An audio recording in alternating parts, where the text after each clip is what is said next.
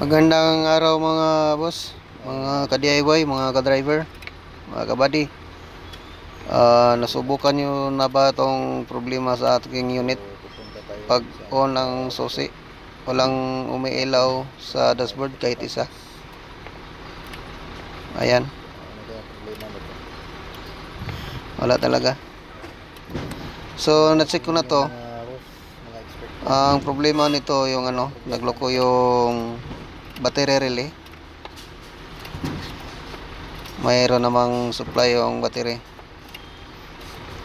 So doon ako pumunta sa pagkatapos ng check sa battery, pumunta ako sa battery relay, yung sa may tangki ng hangin. Yan, yung dilaw na yan ang nagloko sa ganito. Sa itong sitwasyon na to, chinik ko yung ang battery kung may live. Wala. Pasensya na kayo sa aking tester mga boss. Tinanggal ko muna yung clearance light ko sa panggilid. Wala kasi akong tester.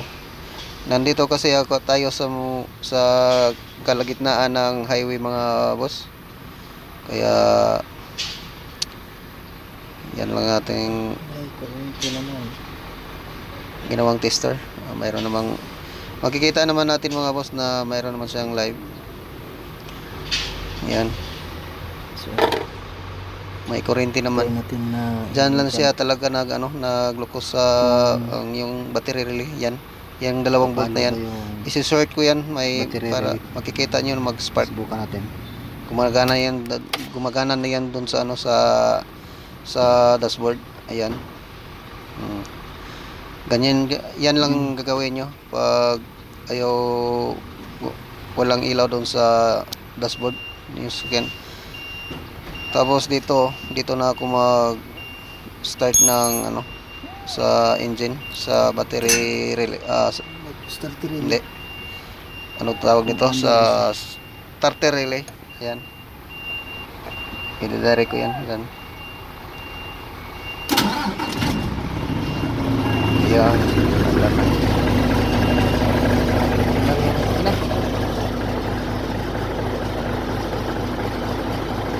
Parang battery relay yung problema mga boss. Check lang natin, gagawin natin.